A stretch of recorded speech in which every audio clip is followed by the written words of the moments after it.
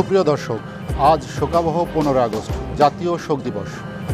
1975-এর এই দিনে জাতির পিতা বঙ্গবন্ধু শেখ মুজিবুর রহমান ও তার সহধর্মিণী বঙ্গমাতা বেগম ফজিলাতুন্নেছা মুজিব, বঙ্গবন্ধুর বড় ছেলে শেখ কামাল, তার সহধর্মিণী সুলতানা কামাল, মেজ ছেলে শেখ জামাল, তার সহধর্মিণী রোজি জামাল, ছোট্ট শিশু শেখ রাসেল, বঙ্গবন্ধুর ভাগ্নে যুবনেতা শেখ ফজলুল হক মনি, তার অন্তঃসত্ত্বা স্ত্রী আরজুমণি, বঙ্গবন্ধুর ভগ্নিপতি আব্দুর রব শ্রীনিয়াবাদ, ছোট ভাই শেখ আবু নাসের সহ পরিবারের সদস্যরা সেদিন নির্মম হত্যাকাণ্ডের শিকার হন।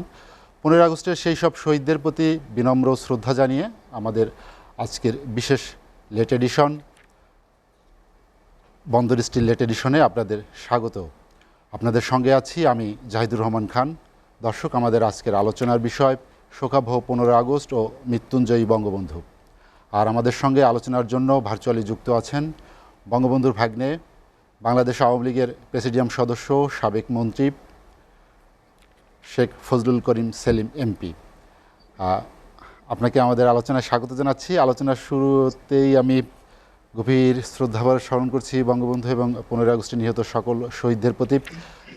শেখ ফজলুল করিম সেলিম, আপনি শুনতে পাচ্ছেন আমাকে? জি, আমি শুনতে পাচ্ছি, বলেন।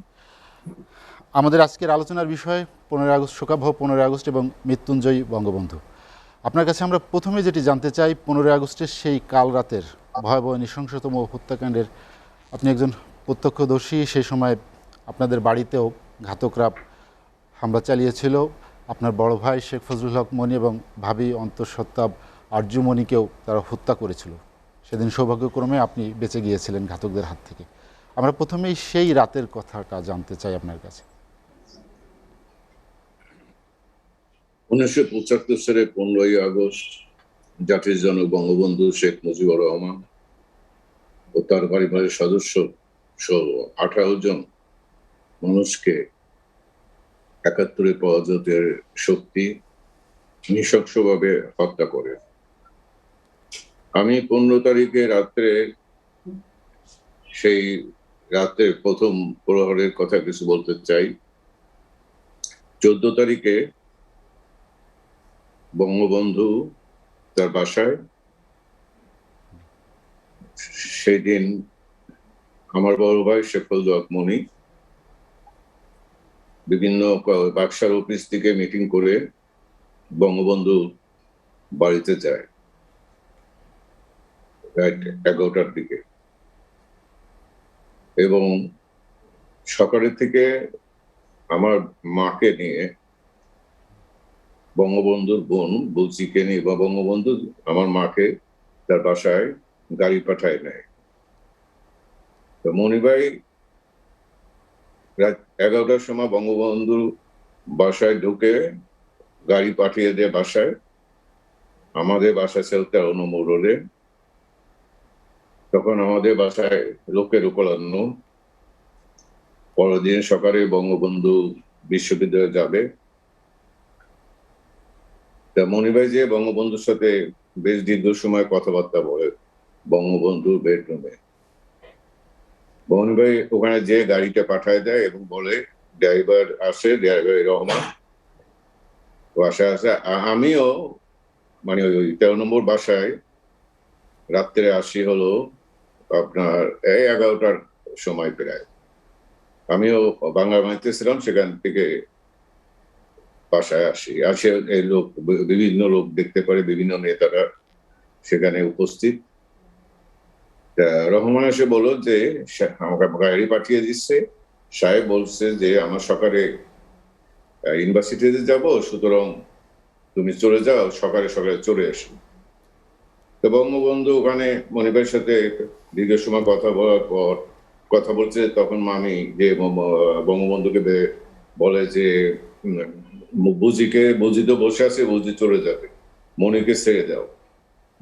তখন বঙ্গবন্ধু বলে যে আচ্ছা ঠিক আছে। তারপর ওখান থেকে বললো, আমার মা তখন বাসা আসার জন্য যখন গেছে তখন খাবার দিছে। বঙ্গবন্ধু বলছে যে বুঝি চারটে খেয়ে দাও, মনিকে নিয়ে চারটে খেয়ে দাও। তা মা বললো যে না, আমি এখন খাবো না, আমি বাসায় যাই। আমি তো সারাদিন ছিলামই তোমার কাছে।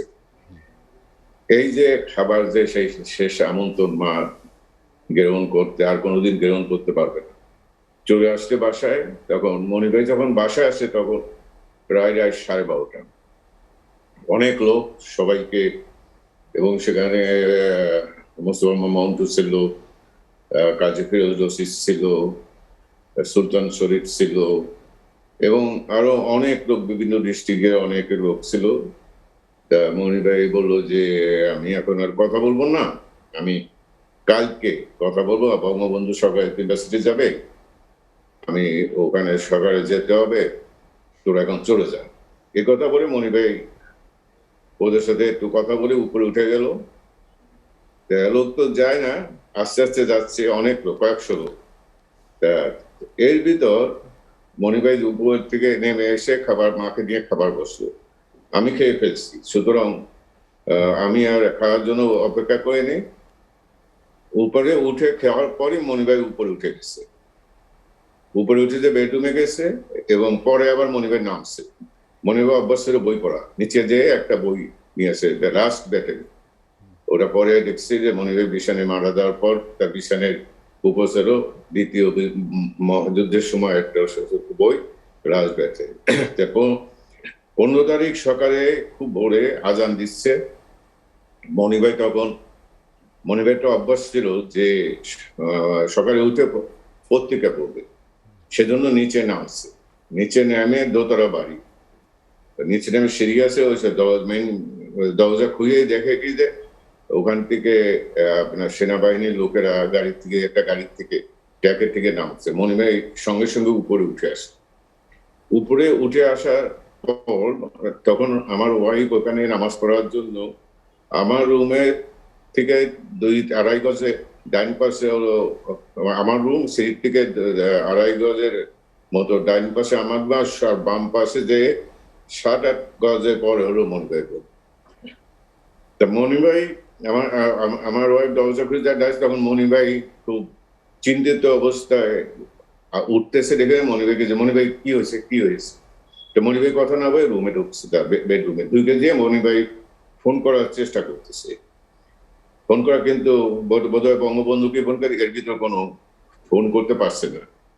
তখনই নিজ যে ওই খুনিরা তারা উপরে উঠে আসছে, আর নিচে যারা ছিল, পুলিশ ছিল, আমার ছোট ভাই ছিল, ওদেরকে ফলিং করে সবাই রাখছে। তখন উপরে উঠেই মনির সাহেব আসছে, মনির সাহেব আসছে বলে চিৎকার করতে মনির ভাই রুম থেকে দরজার থেকে বেরোয় আসছে। এসেই বলে যে কি হয়েছে, কি চান আপনারা? আমি তো মনির, সে Monir. You are under arrest. Monir ভাই তখন বলে যে কি অন্যায় করছে যে আমি অ্যারেস্ট। তখন ওরা একজন মনির ভাই মাথার চুল ধরলেন। চুল ধরার পর তা আমার ওয়াইফ ওইটা দেখে দৌড়ে, আমি শোয়াছিলাম, আমাকে আপনার ঘুরতে উঠে ডাকা দিয়ে বলে যে দেখো কত বড় সাহস, মনির ভাই কে কারা মারতেছে। আমি দৌড়ে যে দেখে কি যে মনির ভাইয়ের মাথা নয় চুল ধরা। তো আমি ওই হাতের উপরে একটা আঘাত করছি, আঘাত করার সাথে সাথে ও হাতটা ছেড়ে দিচ্ছে। ছেড়ে দিয়ে তখন বলছে ইউ আর আন্ডার অ্যারেস্ট। মনির ভাইকে আবার করছে, যে আমি কি অন্যায় করছি, আমি অ্যারেস্ট। ঠিক আছে, আমি আসতেছি বলে মনির ভাই যখন টার্ন করছে, এই সময় আবার মনির ভাইয়ের ওয়াইফ, সে এসে মনির ভাইয়ের ডাইন পাশে আছে, মনির ভাই বাম পাশে, আমি আমার বাম পাশে আমার ওয়াইফ। ওরা ব্রাশ ফায়ার করছে। ব্রাশ ফায়ার করে 3টে গুলি মনির ভাই লাগে, একটা থুতুতে লাগে, একটা গড়ায়, আর একটা আরো ওই ডাইন পাশ থেকে আর এক পাশে পাঁজর থেকে ওইদিকে গুলি বেড়ে যায়। মনির ভাই গুলি করার সাথে সাথে মানে বেশি গুলি লাগে, ওরা খুব ড্যাঙ্ক অবস্থা ছিল। যে বেশি গুলি লাগে হলো আমার মনির ভাইয়ের ওয়াইফ, আমার ভাবি, আর মনির ভাইয়ের 3টে, আর আমার গায়ে লাগে না। তখন আমি দেখলাম যে এই অবস্থায় যখন প্রথম গুলি লাগে মনির ভাই করলো দরজা সোজাসুজি, এই আপনার পা দিয়ে মাথা দরজায় দিকে, তার উপর মনির ভাই, আমিও তার উপর পড়ে গেলাম। যে গুলি করলে তো আমি যদি দৌড় দিই তখন তো আমাকে, আমার ওয়াইফ দরজা আটকায় যে ওই পরস্তাপস, তখন ওই সোজাসুজি পরস্তাপস সেখানে শোয়া। তো ওই অবস্থায় ওদের যে ধরছে, এর ভিতর আমার মা ছিল মনির ভাই দরজা ঠিক অপোজিটে, একটা রুমসে মা আব্বা মা আমার ছোট বোন রেখা ছিল। সেখানে মা ওই শব্দ শুনে যখন দরজা খুলে দেখেছে মনিভাই ওভাবে পড়ে আসছে, চিৎকার করছে। তো ওই খুনিরা করছে কি, তখন ওই সিঁড়ি থেকে নামে অর্ধেক পথ যাওয়ার পর ওই চিৎকার শুনে মনে করছে যে আমরা বোধহয় চিৎকার করছি। ওরা উপরে উঠে এসে ওই সিঁড়ির থেকে ওই আমাদের উদ্দেশ্যে প্রায় আপনার 5-6 গজ ডিস্টেন্স হবে, ওখানে আমাদের উদ্দেশ্যে গুলি করছে। যাই হোক, আমার গায়েও লাগে নাই, আর কোনো গুলি, সমস্ত গুলো কানের উপর দিয়ে চলে গেছে। তারপর ওরা নেমে গেছে, নেমে যায় ওইখানে বাড়ি থেকে গিয়ে, তখন আমি দৌড়ে যে বঙ্গবন্ধু বাসার ফোন করার চেষ্টা করছি, ফোন করতে পারিনি। তারপর এই ভিতর দেখি কিন্তু মনিভাই কোনো নড়াচড়া করে না। ভাবি আমার বয়সে সেলিম ভাই আমারে বাঁচান, আমার 2টা বাচ্চা আছে, আমার পেট ফেটে যাচ্ছে। তখন আমার ওয়াইফ আমার ভাবিকে পেটের যে পেটিকোটটা একটু হালকা করে দিল। আমি বন্ধুর বাসার চেষ্টা করলাম, পেলাম না। মারুফ চেষ্টা করলো, এক পর্যায়ে আমার ছোট বোনও চেষ্টা করলো, মারুফ পালো জামালকে যখন পেয়েছে তখন মারুফ বলছে যে মনিভাইকে মেরে ফেলছে, ভাবিকে খুব আহত। তখন জামাল বলছে যে মনিভাইকে মারছে, আমাকে বাসায় তো গুলি হচ্ছে। তখন বঙ্গবন্ধুর কণ্ঠ ভেসে, যে বঙ্গবন্ধু বলছে আমার মনিকেও মেরে ফেলছে। বঙ্গবন্ধুর কণ্ঠটা এখান থেকে ভেসে আসছে। তারপর আমরা আসলাম এই মনিভাই এবং ভাবির তাদের এই দেহ নিয়ে আমরা হাসপাতালে যাব। তা আমি যখন মনিভাইকে মারুফ নিল একটা গাড়িতে, আমি ভাবিকে নিয়ে যখন তখন ভাবি আমারে বলে যে সেলিম ভাই আমার পরশ তাপসকে ডেকেন। এই তার শেষ কথা, আর কথা বলতে পারে নাই। আমরা হাসপাতালে রওনা হলাম। মনিভাই আপনার মনিভাইকে মিন্টু রোডের যাওয়ার পথে, মানে মন্টুবাইকে হাসপাতালে যাওয়ার পথে মন্টু ভাইকে নিয়ে আপনার মারুফ সামনের গাড়িতে, আমি পিছনের গাড়িতে ভাবিকে নিয়ে। তা ওই যখন শাহবাগের এখানে আসলাম তখন ইচ্ছে ছিল যে পিজিতে, কিন্তু পিজি হাসপাতালে তখন দেখি ওখানে সেনাবাহিনীর লোকজন, সুতরাং ওখানে না ঢুকে ডান্ডিক চলে গেলাম। ডান্ডিক দিয়ে যখন হাসপাতালে ইমার্জেন্সিতে গেলাম, ইমার্জেন্সিতে যাওয়ার পর মনিবের রাস্তা নামানো হল, নিয়ে গেল উপরে। ভাবির না রাস্তা নামাবার সময় ঠিক তখনই সান্নিয়াবাদের বাসায় যে গুলি করে যাদের মারছে এবং আহত হয়েছে, আমার গাড়ির পিছনে এসে তখন রমনা থানার ওসি, সে করতেছে কি, সে হর্ন দিচ্ছে। হর্ন দিলে আমি আমি আমি বললাম কি হয়েছে, হর্ন দিচ্ছেন কেন? কয়েকে সান্নিয়াবাদ পাশে গুলি হয়েছে, তাদের নিয়ে আসছি। তা বলছে আচ্ছা, ভাবি ইয়ে করে আমি গাড়ি থেকে নামায় আপনার মানে হাসপাতালে যাওয়ার ব্যবস্থা করলাম। তখন যাই দেখি কি যে ওই হাসপাতাল, ওই গাড়িতে সান্নিয়াবাদ সাহেব মারা গেছে, তার বাইরে যা শহীদ সান্নিয়াবাদ, তার ছেলে আরিফ এবং আরিফ সান্নিয়াবাদ, নাতনি সুকান্ত এবং নান্টু নামে এক আত্মীয়, আর আমার খালা হাসনাতের ওয়াইফ আর বিউটি আর বেবি, এরা সব আহত। তাদের সবাইকে নামানে আমি যখন ইমার্জেন্সিতে তখন নামে ওই তখন দেখি কি যে বেবি একটু নড়াচড়া করতেছে। তা আমি ডাক্তারকে বললাম, বাবির মাথার কাছে দাঁড়িয়ে ও কপালে হাত দিয়ে বললাম যে দেখেন একটু নড়াচড়া করতেছে, কথা বলতে পারছে না, বাঁচানো যায়নি। ডাক্তার এসে পাশ দেখলো, পট করে দেখি কি মাথাটা নয় দিল, মানে সেও মারা গেল আমার হাতের উপর বলতে গেলে। তখন আর অন্যদের বিভিন্ন ওয়ার্ডে নিয়ে গেল, আমি দৌড়ে ছুটে গেলাম, আমি আর মারুফ ছুটে গেলাম মনিবের ওখানে। মনিবের যে 5 নম্বর ওয়ার্ডে ছিল, তখন ওখানে যাওয়ার পর এসে ডাক্তার আমাকে বললো যে আপনার কি হয়? আমি বললাম যে আমার ভাই হয়, ওই আমরা চেষ্টা করছি, পারি বাঁচাতে পারি। তখন আবার আমি আর মারুফ গেলাম মনিবের ওয়াইফ যেখানে, তার সেই ওয়ার্ডে যাওয়ার পর ডাক্তাররা বললো যে না, উনি আর নেই। বঙ্গবন্ধুর বাড়িতে আক্রমণ বা বঙ্গবন্ধু পরিবারের সদস্যদের বঙ্গবন্ধুর বাড়িতে আক্রমণ এবং বঙ্গবন্ধু পরিবারের সদস্যদের হত্যার এই খবরটি কখন পেলেন আপনারা? সেটি কি হাসপাতালে গিয়ে শুনতে পেয়েছেন? এটা এটা আমি এখন বলছি। জি তখন আমরা ওখান থেকে নেমে নিচে আসলাম,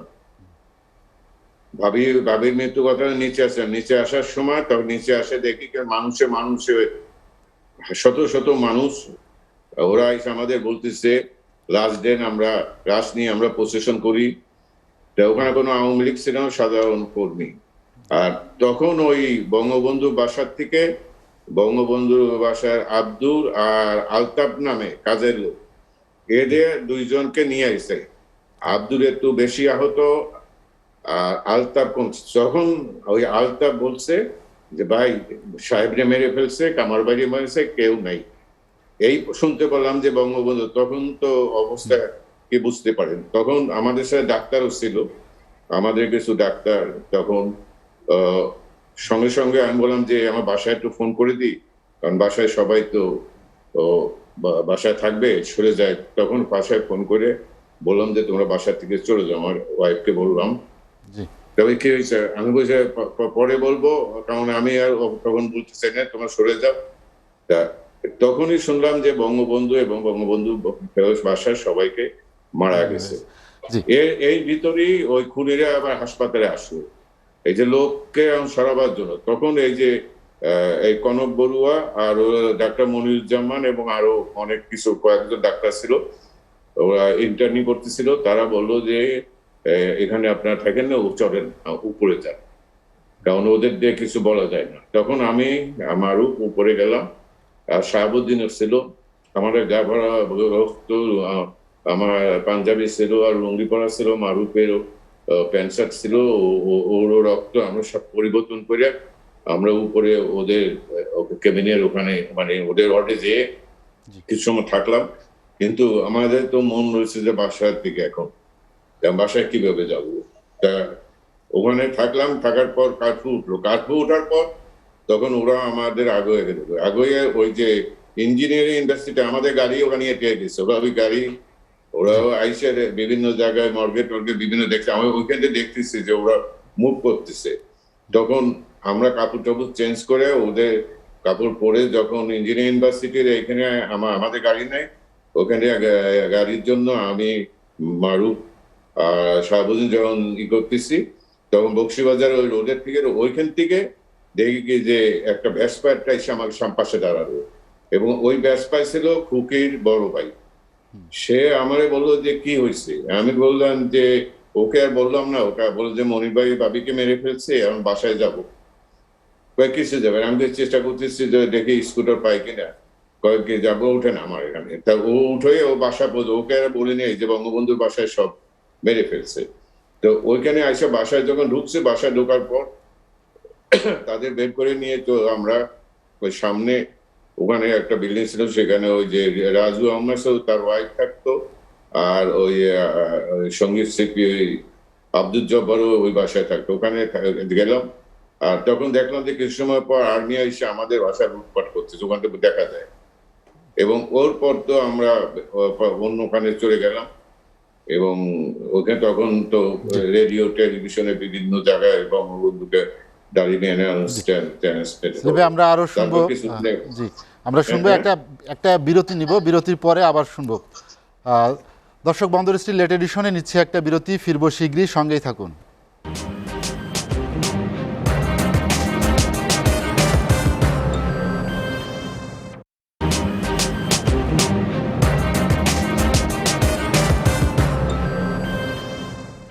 দেখছেন এসএটিভির রাতের আয়োজন বন্দর স্টিল লেট এডিশন। বিরতির পর আমরা আবার ফিরছি আলোচনায়। সেলিম ভাই শুনতে পাচ্ছেন আপনি? জি, যেটি বলছিলেন যে 15 আগস্ট সকালের পরিবেশটা কেমন ছিল, বা এ ধরনের একটি নৃশংস হত্যাকাণ্ডের পরে আওয়ামী লীগ বা আপনাদের যারা দলীয় কর্মীরা তাদের অবস্থানটা ভূমিকাটা কি ছিল? এখানে ঢাকা মেডিকেল কলেজে যখন যাই তখন সাধারণ পাবলিক সেখানে ছিল, কিন্তু কোনো আওয়ামী লীগের নেতা কর্মী বা এই যে এবং এত বড় একটা ঘটনা ঘটে গেল, এর আগের দিন তো রাত্রে পর্যন্ত মহা উৎসব, এসএম হলে উৎসব, বঙ্গবন্ধু সকালে বিশ্ববিদ্যালয়ে আসবে, তারপর ঢাকা হল, তারপর এফএস হল, ফজলুল হল, ইকবাল হল, এগুলো তো খুব কাছেই। কিন্তু আপনার পাবলিকই বলতেছিল যে ছাত্রদের খবর দেন, নেতাদের খবর দেন, আমরা প্রশাসন করি। তা আমাদের পক্ষে তো তখন অবস্থা বুঝতেই পারেন। তা কিন্তু কোন নেতাও সেখানে যায় নাই এবং কোন ছাত্র সেখানে যায় নাই, এবং খুনিরা আইসে তো ওখানে যে সমস্ত লোক জড়ো হয়েছিল তাদের আপনার ভয়ভীতি দেখে সরাই দিচ্ছে। কোনো নেতা সেখানে কোনো উপস্থিত হয় নাই। ওই হাসপাতালের কন্ডিশনটা এইরকম ছিল। বঙ্গবন্ধুকে সপরিবারে হত্যা এবং পরবর্তীতে ৭৫ পরবর্তী সময়ে মানে বিশেষ করে বঙ্গবন্ধুর এই নৃশংস হত্যাকাণ্ডের পেছনে আসলে কারা জড়িত ছিল, এই ষড়যন্ত্রের সঙ্গে কারা যুক্ত ছিল, আপনার কি মনে করেন? আপনার দীর্ঘ রাজনৈতিক অভিজ্ঞতা কি বলে যে কেন এই নৃশংস হত্যাকাণ্ডের এই ষড়যন্ত্রের ছক তারা করেছিল? শুনেন, প্রথম কথা হলো যে বঙ্গবন্ধু বাঙালি জাতি মুক্তি ও স্বাধীনতার জন্য সারা জীবন কষ্ট করেছে। পাকিস্তান সৃষ্টি হলো, পাকিস্তান সৃষ্টি হওয়ার পর একটা আশা ছিল যে হয়তো ব্রিটিশরা যে অত্যাচার, শোষণ, বঞ্চনা করছে তার থেকে হয়তো রেহাই পাওয়া যাবে। বঙ্গবন্ধু কিন্তু পাকিস্তান আন্দোলনেও ভূমিকা পালন করছে, কিন্তু ৪৭ সালে আগস্টে পশ্চিমা শাসক গোষ্ঠীর মূলত তারাই ক্ষমতার কেন্দ্রবিন্দু ছিল। তারা ক্ষমতা আসায় পূর্ব পাকিস্তানের উপর শোষণ, অত্যাচার, নির্যাতন শুরু করলো। এমনকি আমাদের ভাষা, সাহিত্য, সংস্কৃতির উপরও আঘাত ৩ মাসের ভিতর। এবং বঙ্গবন্ধু তখন একটু আর কি চিন্তিত হয়ে পড়লো যে এটা কি হলো, আমরা তো এই পাকিস্তান চাই, আমরা ব্রিটিশের হাত থেকে রক্ষা পেয়ে আমরা তো আর একজনের হাতে সাথে অত্যাচার, নির্যাতন, শোষণ, বঞ্চনা সহ্য করতে পারি না। যেখানে 40% হলো আপনার বাংলায় কথা বলছে, সে বাংলার উপর আঘাত আসবে। বাংলা ভাষা, সাহিত্য, সংস্কৃতি। একটা জাতিকে যদি ধ্বংস করতে হয়, ভাষা, সাহিত্য, সংস্কৃতিকে ধ্বংস করতে হবে। তা বঙ্গবন্ধু এর প্রতিবাদ করলো। প্রতিবাদ করি বঙ্গবন্ধু কিন্তু 48-এ 7 মাসের ভিতর মানে গ্রেপ্তার হলো।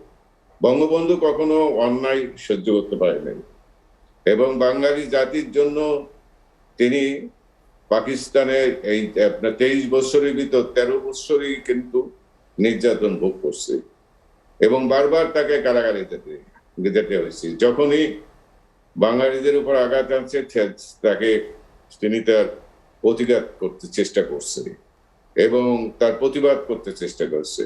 52 ভাষা আন্দোলন থেকে তিনি অনশন পদ্ধতি, তিনি তিনবার মৃত্যুর মুখোমুখি হয়েছে। 52 ভাষা আন্দোলন, আপনার আগরতলা ষড়যন্ত্র এবং সর্বশেষ তো আপনার স্বাধীনতার যুদ্ধের সময়, মুক্তিযুদ্ধের সময়, সব সময় কিন্তু তিনি মৃত্যুর মুখে। কিন্তু তার একই চিন্তা ছিল বাংলার মাটি আর মানুষ।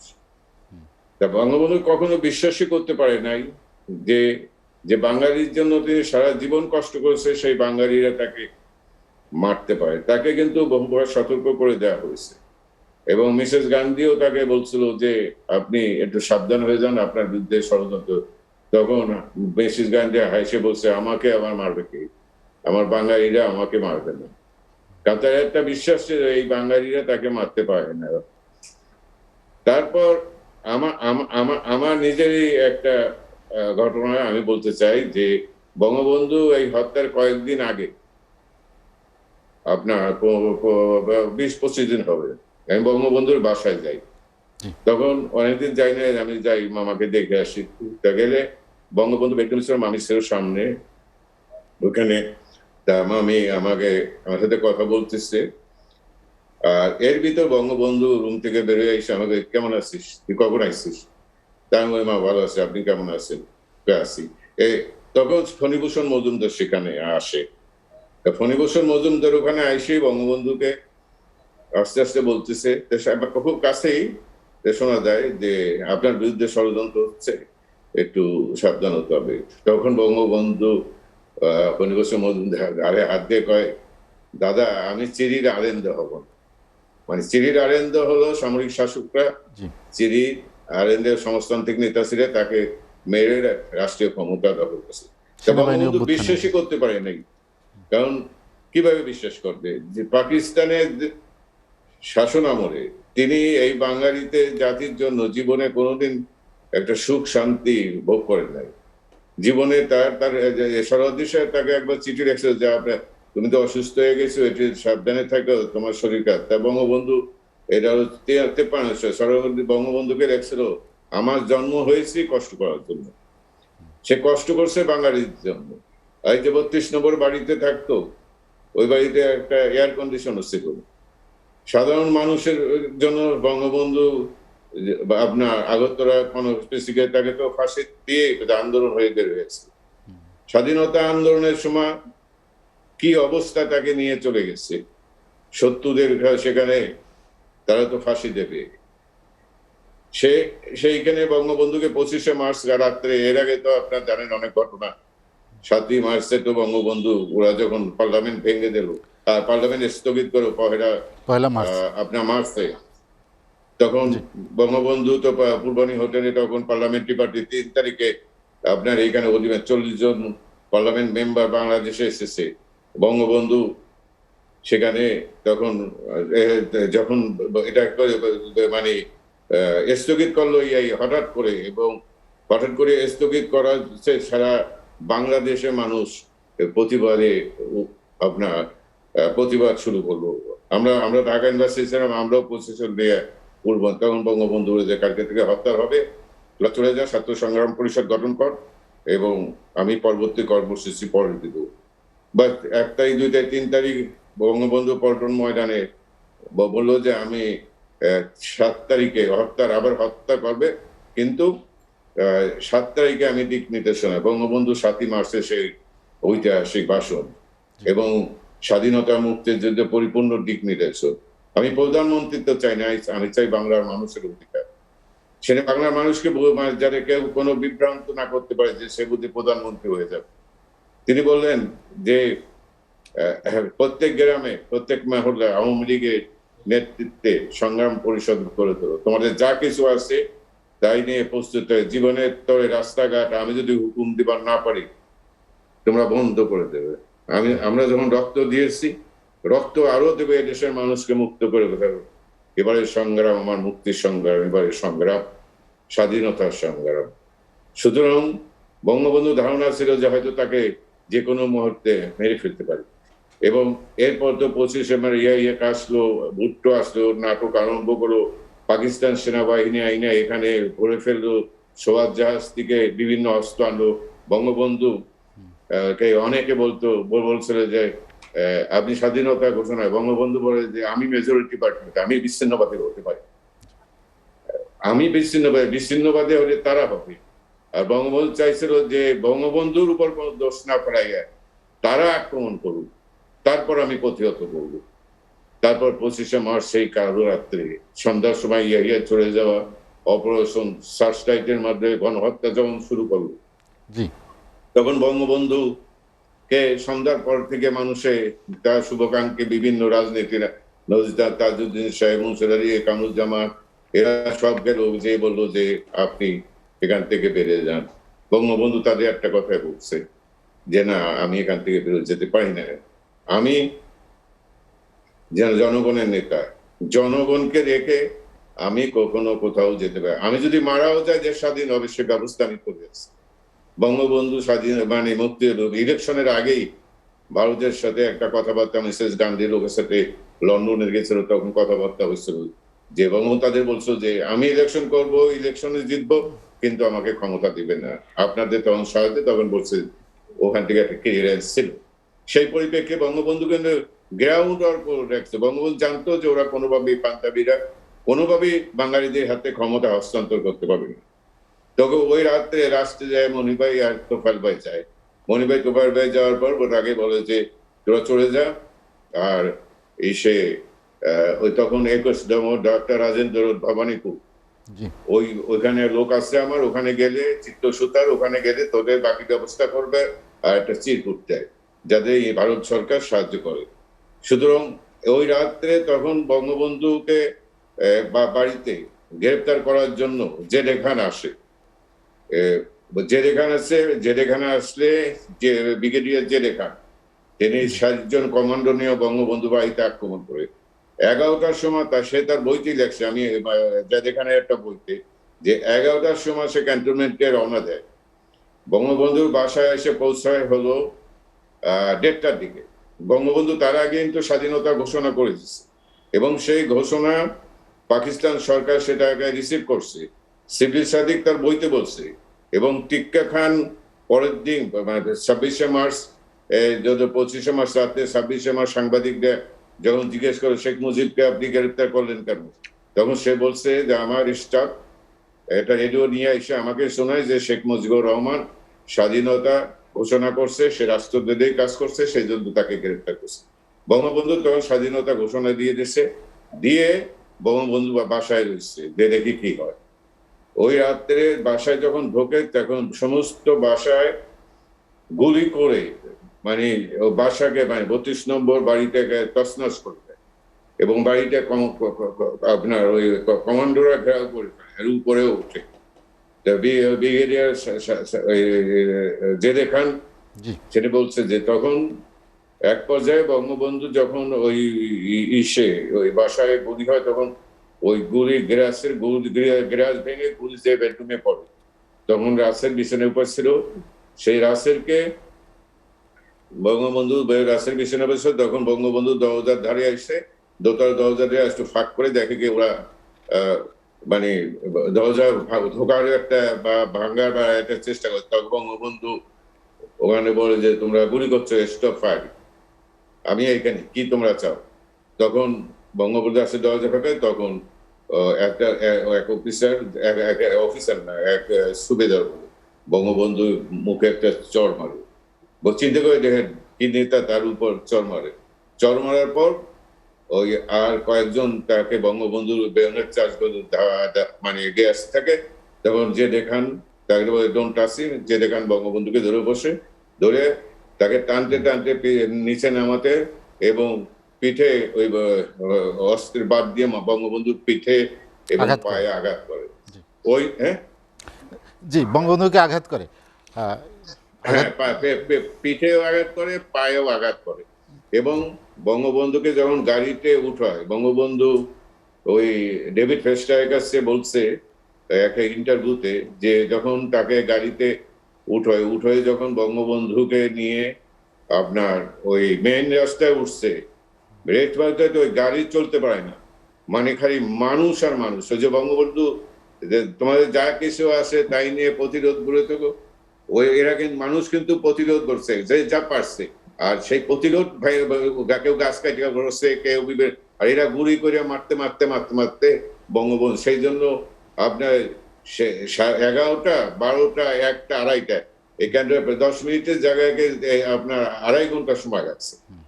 তখন বঙ্গবন্ধু যখন মিরপুর রোডে যায়, তখন দেখে খালি লাইট মালে দেখে খালি লাশ আর লাশ, আর উপরে আপনার খালি আগুন জ্বলছে। তখন বঙ্গবন্ধু চিৎকার করে বলে তোমরা আমারে মেরে ফেলো, আমার মানুষকে মেরো না। এই ছিল হলো বঙ্গবন্ধু। তারপর তাকে নিয়ে যায় প্রথম সংসদ ভবনে, সেখানে নিয়ে যায় অফিসার্স মেস যেটা এখন আছে ওইখানে, সেই ওই যেটা আগরতলা কনস্পিরেসি কেসে যেখানে নিয়ে তাকে আটক করছিল, এবং 6 মাস পর্যন্ত আত্মীয় পরিজন কারোর সাথে দেখা করছে সেইখানে। সকালে এই খবর যাওয়ার পর খাদেম হোসেন রেজা টিকা খানিকাবে শেখ মুজিবকে তো গ্রেপ্তার করে আনা হয়েছে, তাকে ওয়েস্ট পাকিস্তানে পাঠিয়ে দিই। তখন এটা টিকা খানকাকে নাও, শেখ মুজিব রাষ্ট্রদ্রোহ অভিযোগে সে স্বাধীনতা ঘোষণা করছে, তার এখানে বিচার হবে এবং ফায়ারিং এসকর্টে তাকে এখানে মৃত্যুদণ্ড দেওয়া হবে। চিন্তা করে দেখেন কি শত্রুদের ভিতর সে তাকে ধরে নিয়ে গেছে। রাত্রে অফিসার্স মেসে থাকার পর এটা জেনারেল হামিদ মানে আর্মি চিফ, সে জিজ্ঞেস করছে যে শেখ মুজিব কোথায়, তখন বলছে যে কয়েকটা না না সাবধান সাবধান, ওখান থেকে মুক্তিবাহিনী আইসে মানে তার সমর্থকরা আইসে ওখান থেকে তাকে ছিনিয়ে নিয়ে চলে যেতে পারে, তোমরা ওখান থেকে স্কুলে নিয়ে যাও। এবং ওখানে 2-3 দিন পর রায়েরপুর জেলে নিয়েছে, এবং সেই রায়েরপুর জেলে যেখানে বঙ্গবন্ধুকে রাখছে সেটা কোন মানুষ থাকার মতন নয়, উচ্চ একটা বিল্ডিং, ওখানকার সাংবাদিকদের যেটা রেখছে, আর একটা উপরে একটু ফাঁক আছে, সেখানে বঙ্গবন্ধুর সাথে কাউকে দেখা করতেও দেয় না, খাইতেও দেয় না, মানে একা একটা রুমে আপনার তো পাগল হয়ে যাওয়ার কথা। সেই শত্রুদের ভিতরে বঙ্গবন্ধু এই বাংলার মানুষ ও মানুষের জন্য, বাংলার মাটির জন্য, বাংলার স্বাধীনতার জন্য সে কষ্ট করছে। এবং তাকে তো অফারও দিচ্ছে বহুবার যে ঠিক আছে তুমি 6 দফা কাট করে একটু আসো তোমার প্রধানমন্ত্রীতে দিই। বঙ্গবন্ধু না, সেলিম ভাই আমরা বিশ্বাস করতে। জি আমরা আর একটা বিরতি নিব সেলিম ভাই, তারপরে আবার শুনবো। দর্শক, বন্দর স্টিল লেট এডিশনে নিচ্ছি আর একটা বিরতি, ফিরবো শীঘ্রই, সঙ্গেই থাকুন।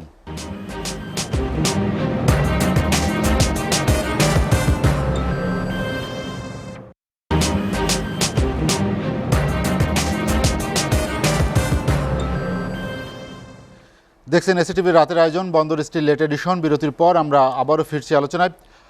সেলিম ভাই শুনতে পাচ্ছেন? যেটি নিয়ে আমরা আজ আলোচনা করছিলাম যে শোকাবহ 15 আগস্ট ও মৃত্যুঞ্জয় বঙ্গবন্ধু। আপনি বলছেন যে বঙ্গবন্ধু বাঙালি বা বাংলার মানুষকে খুব ভালোবাসতেন, তিনি বাংলার মানুষের জন্য বারে বারে মৃত্যুর মুখেও গিয়েছেন। মানে স্বাধীনতা। জি, বঙ্গবন্ধুর জন্ম না হলেও আজকে আমরা পাকিস্তানে গোলাম হয়ে থাকতাম, এটা হলো বাস্তবতা। এবং বাঙালিরা কখনো স্বাধীন ছিল না। বাঙালিরা সবসময় 1000 বছরের শ্রেষ্ঠ বাঙালি বঙ্গবন্ধু। এই যে নবাব সিরাজদৌল্লা বাংলার শ্রেষ্ঠ স্বাধীন নবাব, সিরাজদৌল্লা বাঙালি ছিল না, আলিবর্দী খানের নাতি ছিল, সেটা মোগলদের কর্মচারী ছিল। তারপর নবাব বাংলা কেউ শাসনও পায় না, কোনো বাঙালি বাংলার ক্ষমতা পায়নি। একমাত্র বঙ্গবন্ধু তার সমস্ত জীবনে মৃত্যুকে বারবার আলিঙ্গন করে। তারপর এই আপনার এইখানে বঙ্গবন্ধুকে ওখানে বিচার আরম্ভ হয় এবং হ্যাঁ পাকিস্তান কারাগারে, পাকিস্তানে কারাগারে বঙ্গবন্ধুর বিরুদ্ধে 18টা অভিযোগ আছে, সবকিছু ধারাই হয়েছে মৃত্যুদণ্ড। বঙ্গবন্ধু কোর্টে দাঁড়ায় বলা যে আমি এই বিচার মানি না, আমি সিভিলিয়ান। ওদের ভিতর থেকে বলে যে আমি সিভিলিয়ান, আমি কোনো অপরাধ করিনি, আমি মেজরিটি পার্টির নেতা, আমাকে এখানে অন্যায়ভাবে এখানে নিয়ে আসা হয়েছে, আমার বিচার করছে। আর এক ব্যক্তির হাতে সব বিচারের ক্ষমতা, এখানে আমি ন্যায় বিচার পাবো না। একে বড় হিরির দিয়েছিল বঙ্গবন্ধুর পক্ষে উকিল, তাকে বলছে আপনি চলে যান। বিচারপতিরা জিজ্ঞেস করে আপনি কিছু বলবেন? বঙ্গবন্ধু না, আমি এটা কোনো আদালত না, আমি মনে করি না এটা আমি এখানে কিছু বলবো না। 4 ডিসেম্বর বঙ্গবন্ধু ফাঁসি হুকুম হয়, 5টা জন জাজ তারা ফাঁসি দেয় এবং সেই রায়, সেই ফাঁসি যারা দেয় তাদেরকে এই এখান থেকে পাঠায়। তখন যুদ্ধ চলছে, পাকবাড় যুদ্ধ আরম্ভ হচ্ছে। ওই রাত্রে বঙ্গবন্ধুকে ওইখান থেকে ফাঁসি দেওয়ার জন্য মিয়ানারা জেলে পাঠায় দেয়। আবার ওখান থেকে হেলিকপ্টারে করে ওখানে যে একটা মহিলা ওয়ার্ড আছে সেখানে বঙ্গবন্ধু রাখে এবং পরের দিন থেকে ওখানে বঙ্গবন্ধুর জন্য কবর করা আরম্ভ। এদিকে যুদ্ধ জোরালো বাড়ছে আর এখান ওই তার আদেশটা কার্যকর করতে পারছে না। এইভাবে কয়েকবার যুদ্ধে কয়েকদিনে করে আবার করে। তখন 16ই ডিসেম্বরে যখন এইভাবে যেতে 16ই ডিসেম্বর যখন আপনার পাকিস্তান বাহিনী, এই যে আমাদের বাংলাদেশের মুক্তি বাহিনী এবং ইন্ডিয়ান বাহিনীর জায়গায় সারেন্ডার করলো, তখন পাকিস্তানে চেহারা পাল্টে গেছে। পাকিস্তানের মানুষেরা তখন আর্মির বিরুদ্ধে এবং এখানে যে এই যে 93,000 তাদের আটক হয়েছে এবং আরো কয়েক হাজার পাকিস্তানি আটক হয়েছে, তাদের কি হবে, তারা মারা যাবে, তখন তারা আর্মির বিরুদ্ধে মানে রাস্তা নামছে। এবং শুধু আর্মির বিরুদ্ধে না, তারা ওখানে বঙ্গবন্ধুর মুক্তি চাচ্ছে, কারণ তারা দেখছে যে শেখ মুজিবকে যদি না ছেড়ে হয় তাহলে আমাদের একজন লোকও আমাদের পাকিস্তান বাঁচবে না। এছাড়া আন্তর্জাতিক মহলে বঙ্গবন্ধুর মুক্তির জন্য চাপ সৃষ্টি হচ্ছে। আপনার ব্রিটেনের থেকে আরম্ভ করে ব্রিটেনের এমপি, আপনার ইভেন কি আমেরিকার সিনেট মেম্বার এবং আন্তর্জাতিক রাশিয়া মিসেস গান্ধী তো সমস্ত নেতৃবৃন্দের কাছে চিঠি দিছে বঙ্গবন্ধুকে শেখ মুজিবকে ছেড়ে দাও, তাকে মুক্তি দাও। তখন এসে ওখানে আর্মির বিরুদ্ধে জনগণের বিরুদ্ধে প্রতিক্রিয়া হয়। প্রতিক্রিয়া হলে 19শে আপনার ডিসেম্বর জেনারেল হামিদ ক্যান্টনমেন্টে যায়। ক্যান্টনমেন্টে গেলে শ্রমিকরা তার কমান্ড মানে না এবং তার সামনে অনেক উল্টো পাল্টা কথা বলে, তখন সে চলে আসে। এবং রাস্তায় যখন কোনো আর্মির গাড়ি দেখে বা কোনো কিছু দেখে, পাবলিক তাদের সাথে খুব মানে গালিগালাজ করে, দুর্ব্যবহার করে। তাদের একটা কথা হলো যে শেখ মুজিবকে ছেড়ে দেওয়া, আমাকে ওই লোকদের ফেরত আনার ব্যবস্থা করবে। তখন এটা ওখানকার গুল হাসান ছিল সেকেন্ড ম্যান, সে দেখলো যে এইভাবে তো চলতে পারে না, মানে হামিদের পরে গুল হাসান যাইয়া ইয়াকে বলে যে এখন আপনি কি করবেন, এখানে মার্শালে দিয়েও তো টেকা যাবে না। তখন ওই যে কি করতে হবে, কবে যে একটা কিছু সলিউশন করতে হবে, এইভাবে তো চলবে না। এভাবে আর্মির ভিতর কোনো কমান্ড নাই এবং মানুষের রাস্তায় নেমে যাচ্ছে। তখন বলছে যে তাহলে সিভিলিয়ানকে কাউকে ক্ষমতা দিয়ে এই মার্শালের ইয়ে এখন থাকবে না। তখন নাম আছে কার, আসগর খান আর ভুট্টো। তো ভুট্টো আবার ভয়তে পাকিস্তানে আসে নাই। ভুট্টো ওই যে জাতিসংঘে পাকিস্তানের পক্ষে কথা বলে ভুট্টো চলে গেছে হলো রোমে। রোমে যে বসে দেখতেছে যে ব্যবস্থাটা কি। তখন গুল হোসেনের সাথে ভুট্টো একটা লাইন ছিল আগে থেকে, সে তখন গুল হোসেন ভুট্টোর জন্য স্পেশাল প্লেন পাঠায় আনে, এবং আইনে তখন 20 তারিখে ওখানে তাকে এখানে বিদায় দিয়ে ওই ভুট্টো দায়িত্ব নেন। ভুট্টোরে প্রধানমন্ত্রী বানায়, এবার রাষ্ট্রপতি বানায়, শপথ নেন। ভুট্টো রাষ্ট্রপতি হয়ে পরের দিন শুধু ভুট্টো করছে কি যে তারও তো বাঁচতে হবে, এইভাবে চললে তো সে বাঁচতে পারবে না, কি করতে হবে, তার প্রথম দায়িত্ব হয়েছে এখন শেখ মুজিবকে ছেড়ে দেওয়া। তা না হলে শেখ মুজিবকে ছেড়ে না দিলে সেও এই আন্দোলনের মুখে পড়বে। পরের দিন আপনার 22 তারিখে ফারল্যান্ডের কাছে যায়, আমেরিকান অ্যাম্বাসেডারের বাসায় রাত 9টায় যায়। 9টায় যেয়ে সে বলে যে এইরকম যে আমি শেখ মুজিবকে ছেড়ে দিয়েছি, একটা গেস্ট হাউসে রেখেছি। তখন এটা ফারল্যান্ড বলে যে গুড নিউজ, এই গুড নিউজ এই কথা বলে উনি এই মেসেজটা অলরেডি ওয়াশিংটনে পাঠায় দিচ্ছে। ভুট্টো তখন ওইখান থেকে বেরোয়েই ওই মিয়ানারা যেখানে বঙ্গবন্ধু ছিল সেইখানে আপনার মেসেজ পাঠাইছে হাবিব আলী, ওই জেলের মালিক ছিল গভর্নর, হাবিবের কাছে মেসেজ পাঠাইছে যে শেখ মুজিবকে নিরাপদ স্থানে সরায় নাও, ওই জেলে রাখা যাবে না, কারণ যে কোনো সময় প্রতিপক্ষ মানে তাকে যারা ওটারও পাঞ্জাবের ভিতরে একটা জেল, আর ওর থেকে আপনার 1 কিলোমিটার দূরে হলো নিয়াজির বাড়ি, ওখানে যে কোনো একটা অঘটন ঘটে যেতে পারে, সুতরাং শেখ মুজিবকে ওখান থেকে সরাই নিরাপদ জায়গায় নিয়ে যাও। তখন রাত 2টার দিকে হোসেন আলী হাবিব আলী বঙ্গবন্ধুর ওই জেলের ছেলের কাছে আসে। ছেলের কাছে আসার পর বঙ্গবন্ধুকে বলে যে আপনি আমার সাথে চলেন। বঙ্গবন্ধু তখন মনে করছে যে হয়তো তার ফাঁসি দেওয়ার জন্য এসে, তা বঙ্গবন্ধু সেখানে মানে কি নেতা, এই নেতাকে আমরা হারালাম, কত বাংলার কিছু মীর জাফর এই নেতাকে মারলো। বললো বঙ্গবন্ধু যে মৃত্যুর জন্য প্রস্তুত থাকে তার কখনো মৃত্যু হয় না। আমার বাংলাদেশ স্বাধীন হবে, তোমরা আমাকে মারতে পারো, কিন্তু আমার রাষ্ট্রটা আমার বাংলার মানুষের কাছে পৌঁছে। যখনই কোনো বিপদে সম্মুখীন হয়েছে বাংলার মাটি আর মানুষের কথা সে চিন্তা করছে। তখন হাবিবারে বলে না, আমি আপনার একজন বন্ধু, আপনার শুভকাঙ্ক্ষী, আপনি চলেন আমার সাথে। তখন বঙ্গবন্ধু ওই কবর দেখায়, বলে যে এটা কি, কয়েক এটা বাংকার, ওই ইন্ডিয়ার সাথে যুদ্ধ হচ্ছে বলে আপনার নিরাপত্তার জন্যই এই বাংকার। তখন তারা মনে করে যে আপনি ওঠেন তাড়াতাড়ি। তখন খুব ঠান্ডার ভিতর বঙ্গবন্ধুকে ট্যাকে করে নিয়ে তারপর প্রায় 36 কিলোমিটার চশমা ব্যারেজে নিয়ে বঙ্গবন্ধুকে ওখানে রাখা হয়, রাখা ওনার বাড়িতে। যখন বাড়িতে ঢোকে তখন বঙ্গবন্ধু বলে যে আমি কি 1 কাপ চা খেতে পারি, চা খেতে পারি, যে হ্যাঁ আমি চা ব্যবস্থা করছি। তো আমি বঙ্গবন্ধু বসায়, তা বঙ্গবন্ধু ওখানে কাগজ দেখে, যে কাগজ দেখে ডন পত্রিকা দেখেছে পাকিস্তান আর্মি আপনার পূর্ব পাকিস্তান সারেন্ডার করছে। বঙ্গবন্ধু দেখছে, কিন্তু হাবিব আলী সেটা জানে না যে বঙ্গবন্ধু না দেখে আর কোনো কিছু বলে নাই। এই বঙ্গবন্ধু কি ঘটছে আর না ঘটছে, না হলে এই 9 মাসে বঙ্গবন্ধু কিছুই জানতো না। মানে একটা মানুষ কিভাবে পাগলের, অন্য হলে কেউ বলতে পাগল, তা আল্লাহর উপর তার ভরসা আর তার বড় বুকের পাটা, সে যে কোনো পরিস্থিতিতে সেটাকে মেনে নিছে। নানুরই ওইভাবে তাকে জেলখানায় রাখা, তারপরে এইভাবে ফাঁসি দেওয়ার জন্য কবর করা। তখন ওইখান থেকে নিয়ে 2 দিন পর ওখান থেকে অন্যখানে নিয়ে যায় একটা কলোনিতে, তারপর আপনার নিয়ে যায় হলো আপনার শেহারা রেস্ট হাউস। এটা হলো আপনার পিন্ডির কাছাকাছি 16 কিলোমিটার রাজধানী গেট। তাই এটা 29 বা 30 তারিখে বঙ্গবন্ধুরে ওখানে নিয়ে যায়, নিয়ে গেস্ট হাউসে উঠায়। গেস্টের পরের দিন সকালে এক কর্নেল এসে বঙ্গবন্ধুকে বলে যে স্যার আপনার কাছে প্রেসিডেন্ট দেখা করতে আসবে। তো বঙ্গবন্ধু বলে যে প্রেসিডেন্ট, আচ্ছা আসুক। বঙ্গবন্ধু কিছু জিজ্ঞাসা করেনি। তা বঙ্গবন্ধু দেখা গেছে যে ভুট্টো আসতেছে, ভুট্টো এসে বললো যে আমি পাকিস্তানের প্রেসিডেন্ট, আপনার সাথে আমার একটু কথা আছে। বঙ্গবন্ধু বলছে যে আপনার সাথে তো আমি আমার কথা বলতে পারি না, আমাকে বলতে হবে যে আমি বন্দী না মুক্ত, তারপর আমি কথা বলবো।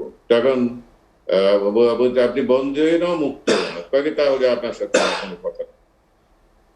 তখন ভুট্টো বলছে যে না আপনি মুক্ত, আপনি কথা বলেন, দেন কনফেডারেশন করা যায় কিনা, দুই পাকিস্তান এক থাকা যায় কিনা, জি। এবং আমাদের আপনি পাকিস্তানের জন্য ও বহু সংগ্রাম করছেন আমাদের জানা আছে, এইভাবে কিছু। বঙ্গবন্ধু যে আমি তো এইভাবে কোনো কথা বলবো, আমাকে আমাদের দেশে পাঠাবার ব্যবস্থা করেন, আমাদের দেশে যে এবং বাংলার মানুষের কাছে যাব, এবং সেখানে যেয়ে আমি বলবো যে আপনাদের সাথে কি সম্পর্ক থাকবে থাকবে কি থাকবে না। জি, আমরা আলোচনা আমরা কত লোক মারা গেছে। হ্যাঁ, আমরা আলোচনার শেষ দিকে চলে এসেছি, আলোচনা শেষ করতে হবে। আচ্ছা হ্যাঁ আমি বলতেছি, তখন বঙ্গবন্ধু সেখানে আপনার ওই ওই কথা বলার পর তখন যে কি জানি বললাম যে আমার মানুষের কাছে ফিরে দেবো। তারপর বঙ্গবন্ধু 7 তারিখে বঙ্গবন্ধুকে লন্ডন বিভিন্ন জায়গায় জায়গা দিয়েছে যে এখান থেকে বঙ্গবন্ধু লন্ডন প্রেফার করছে, ওখানেও কিন্তু বঙ্গবন্ধু একটা পলিটিক্স করছে। মানে ওনার দূরদর্শিতা যে লন্ডন গভর্নমেন্ট তাকে কিভাবে ট্রিট করে, কারণ লন্ডন গভর্নমেন্টও তো তার স্বীকৃতি পাইতে হবে। সেখানেও গভর্নমেন্ট প্রাইম মিনিস্টার সুরভ ব্যবহার করছে গভর্নমেন্টে, সেখানে যদিও স্বীকৃতি দেয় না, এবং বলছে যে আপনাকে স্বীকৃতি দেওয়া হবে। আপনার এডওয়ার্ড হিট তার সাথে বঙ্গবন্ধু দেখাও করেছে। তো ওখান থেকে 10 তারিখে এসে বঙ্গবন্ধু বলে দিচ্ছেন যে যে ভুট্টো সাহেব বাঁধন টুটে গেছে, এ বাঁধন যা লাগবে না, আপনি সুখে থাকেন, আপনার মানুষ সুখে থাকুক, আপনারা যা করছেন তাদের আপনাদের সাথে কোনো সম্পর্ক থাকে না। এই ছিল বঙ্গবন্ধু। সারা জীবন সে বাঙালি, বাংলার মানুষের জন্য তিনবার ফাঁসির কাছে গেছে। পাকিস্তানের ইতিহাসে এত ত্যাগ, এবং পাকিস্তানে এরা কাউকে কোনো কাউন্ট করতো। আর এই নেতাকে কোথাতে ষড়যন্ত্র, ষড়যন্ত্র আমরাই করছি। মানে আমাদের বঙ্গবন্ধুর সাথে যারা ছিল, মানে বঙ্গবন্ধু যাদের তৈরি করেছিল, যে ছাত্র, যে নেতা, ছাত্র নেতারা তাদেরকেই বঙ্গবন্ধু তৈরি করেছিল, তারাই কিন্তু ষড়যন্ত্রটা শুরু করে।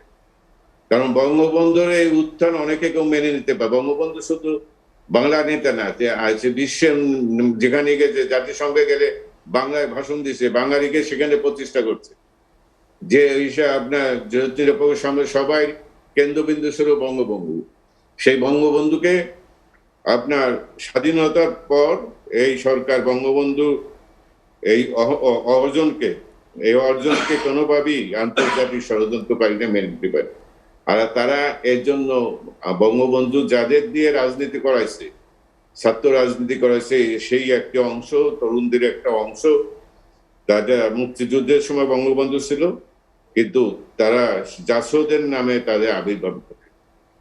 এবং বঙ্গবন্ধু আপনার 3 মাসের ভিতর 1972 সালে বঙ্গবন্ধু 10 জানুয়ারি আপনার সরকার গঠন করে যুদ্ধ বিধ্বস্ত বাংলা, যে বাংলায় আপনার গোডাউনে খাবার নাই, ব্যাংকের টাকা নাই, রাস্তা নাই, কারবার নাই, 1 কোটি লোক ভারতে, 1 কোটি লোক তাদের পুনর্বাসন, 30 লক্ষ লোক মারা গেছে, তাদের আত্মীয় স্বজন, 3 লক্ষ মা বোনের ইজ্জত লণ্ঠন করছে, তাদের দেখাশোনা করা।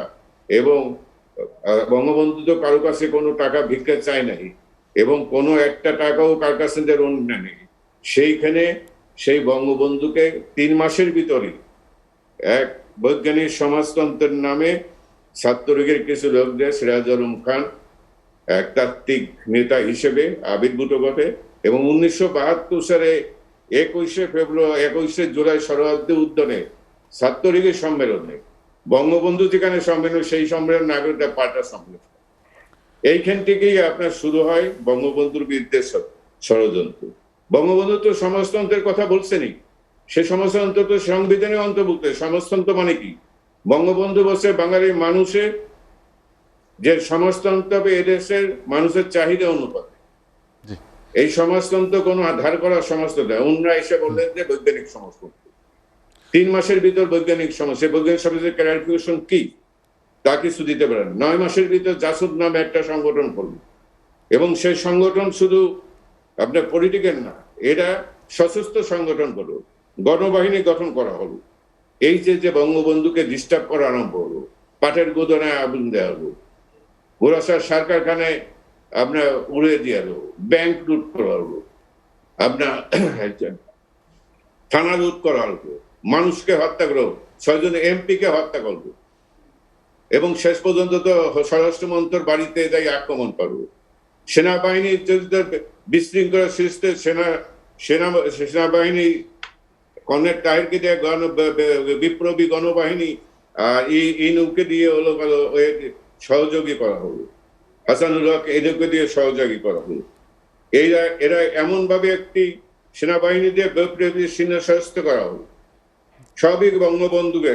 আর এদের সাথে হাত মিলাই স্বাধীনতা বিরোধী উগ্রপন্থী চক্র, উগ্র সম্প্রদায় তোফা, সেরাজ শিকদার এবং বিভিন্ন লোকদের দিয়ে তারা বিভিন্ন জায়গায় ব্যাংক ডাকাতি, বিভিন্ন আপনার অপকর্ম করলো। আমাদের 6 জন 7 জন এমপিকে তারা হত্যা করলো। বঙ্গবন্ধু যারা সুস্থভাবে দেশ পরিচালনা, এই সুযোগটা নিল প্রতি বিপ্লবীরা। সেই প্রতি বিপ্লবীরা অতি বিপ্লবী এক হইয়া বঙ্গবন্ধুর বিরুদ্ধে যখন নামলো, নাহলে কোনো প্রতি বিপ্লবীর পক্ষে সম্ভব ছিল না যদি সারাজুল আলম খান আর জাসদ এরা যদি বঙ্গবন্ধুর বিরুদ্ধে না, এটা আমি মনে করি। কারণ বঙ্গবন্ধুর এই মহান ব্যক্তিত্বের কাছে কেউই টিকতে পারে। বঙ্গবন্ধু মহানুভবকে তারা দুর্বলতা মনে করছিল। বঙ্গবন্ধু তাদের সশস্ত্র সংগ্রামের কথা ঘোষণা করে, তারপর বঙ্গবন্ধু তাদের ওই আমার ছেলের মতো, এবং স্বরাষ্ট্রমন্ত্রীর বাড়িতে আক্রমণ করলো বঙ্গবন্ধুর জন্মদিনে 74 সালে। সেখানে গুলি করলো, পুলিশের উপর গুলি করলো, গেটে আগুন দিল। তখন বঙ্গবন্ধু অ্যাকশন আরম্ভ করলো, তখন প্রতি বিপ্লবীরা এই সুযোগটা নিল। আমরা শেষ দিকে চলে এসেছি। জি, আমরা শেষ দিকে চলে এসেছি, হাতে সময় কম, আলোচনা শেষ করতে হবে। আচ্ছা, ঠিক আছে। আপনাকে অসংখ্য ধন্যবাদ আজকে আমাদের সঙ্গে আলোচনায় যোগ দেওয়ার জন্য। দর্শক, বন্দর স্টিল লেট এডিশন শেষ করার আগে আবারও বিনম্র শ্রদ্ধায় স্মরণ করছি জাতির পিতা বঙ্গবন্ধু শেখ মুজিবুর রহমান এবং 15 আগস্টে নিহত সকল শহীদদের প্রতি। দর্শক, জানিয়ে রাখি, বন্দর স্টিল লেট এডিশন পুনঃপ্রচার হয় সকাল 8টায়। আজ এ পর্যন্তই। ভালো থাকুন, সুস্থ থাকুন, এসএটিভির সঙ্গেই থাকুন।